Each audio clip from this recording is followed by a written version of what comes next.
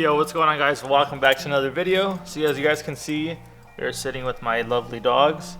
They're gonna help me with today's intro. So today we're gonna be discussing 5 things I absolutely love about my Toyota Supra. As you guys can see, I'm sitting in it right now. I just got finished cleaning it up. Enzo! You're scratching the paint, bro. Enzo! Should we get Zoe with the skateboard? Yeah. Okay, so before we start the video, I want to show you how crazy my little Yorkie is with the skateboard. She is absolutely nuts. Okay, look at her. You guys see all these scratches? It's not from me skateboarding or anything. She actually just... It's her skateboard. Look at. I don't know how it doesn't hurt her teeth. Zoe, she's absolutely crazy. Because she carries it. I gotta block it on her cars.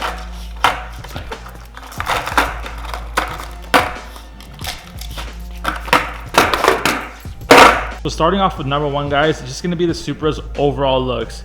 As you guys can see, the Supra has so many curves and just crazy shapes. I mean, look at these hips. They are so aggressive.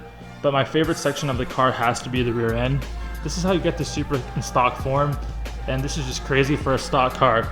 Like, for example, let me show you guys my M4 real quick. As you guys can see, we have the huge wing, we have the trunk lip, and we have this massive under tray. Now, if I were to take all these carbon fiber accents off, it would still look good, don't get me wrong, but it wouldn't be as aggressive as the Supra that is just ready to go straight from the dealership. So yeah, guys, looks overall just does it for me. Moving on to number 2, I have to give it to the B58 engine. As you guys can see, the hood's already open, so let's go out there and look at it. So here she is, guys, the glorious B58 engine. This is probably my favorite engine to date. I had it in my F30, like I mentioned in my last video. I had it in the G20 as well. This engine just has so much potential for power. It already has so much power straight from the factory. So when I had it in my F30, it was really, really quick. I had full bolts on. I think we had stage 2. I think I had a flame tune as well, I'm not too sure. And then a few cars later, I got it in my G20 as well. I didn't do any power mods at all in the G20, but still to see the revised version of the B58 in the G20, just to feel how it performed and how it felt was insane. So when I was thinking about getting the Supra, I already knew that the B58 was gonna be in here as well. And I was like, I cannot wait to see how it performs in such a small car. And honestly, guys, this engine belongs in the car this size. I think if you want to utilize its full potential and full horsepower gains, you need to get it in the car this size. So yeah, for all you B58 fanboys and you have an F30, you have a G20, possibly think about getting a Supra because you will definitely not regret it. Also, if you're watching this and you own a Supra, I know the 2021, there are some issues with tuning when it comes to the newer ECU.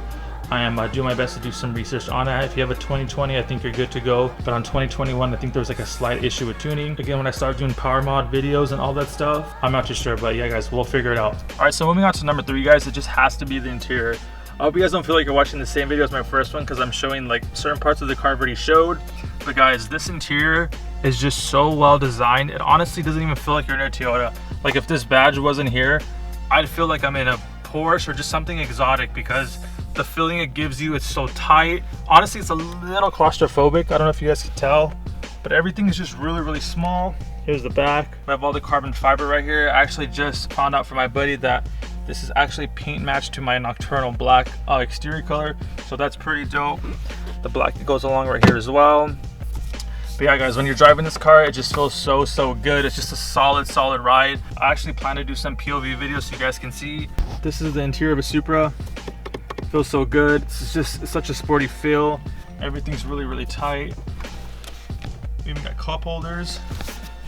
Not that much space on the side, but you know, it'll do. They have a super small glove box as well. Super tiny. Probably gonna take all that stuff out. Quick number 3, it had to be the interior. I was gonna give it to something else, but just definitely had to make it on the list because the interior is just, again, it doesn't feel like you're in a Toyota. You feel like you're in a true sports car. So moving on to number 4, guys. I don't know if any of you guessed it. It would have to be these stock wheels. This is for Supra owners only, I guess, because these stock wheels are so nice. It's not often where you get a car and the stock wheels look amazing off the bat. This is such a nice design. Lucky enough, I was able to get them in the satin black finish like I was mentioning last time, guys. But the satin black finish, the red calipers with the Toyota Supra logo, just looks so good. My only gripe would be is that the offsets and specs are a little weak, but it's always gonna be like that. You definitely would have to add some spacers if you wanted to keep these wheels. but they look so good. So definitely had to be my number 4 on my list. They do offer these wheels in another finish, which is similar to BMW. It's that two-tone where it's like a silver and black. I'll attach a picture right here if you haven't seen them. If you're watching this video, I'm assuming you have. Those are pretty nice as well, but I just think the satin black just looks way more stealthier and way more aggressive.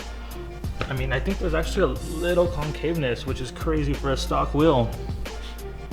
If I didn't have any future plans and I just want to leave the car as is, it's ready to go. You wouldn't have to do anything. I think the only thing you would have to do is possibly just lower it, but other than that, you'd be ready to go. All right guys, so the final thing that I love most about my Toyota Supra is that it is technically a BMW. There are just tons of features you can see on the Supra that BMW and Toyota co-developed this car. That shifter, the multimedia knob is familiar. And then we can't forget the obvious BMW badge that we have right here. It's stamped right there. And there are tons of markings everywhere. I think there's actually a few videos online where people are actually trying to spot out all the BMW logos on a Toyota Supra. It's just so cool to know that BMW had some input on a new Toyota Supra. So yeah, it just makes things 100 times better for me personally. So yeah guys, that's gonna end it for today's video. I haven't done actually any mods to the car yet. I believe this is the first car where I haven't started modding the car right away.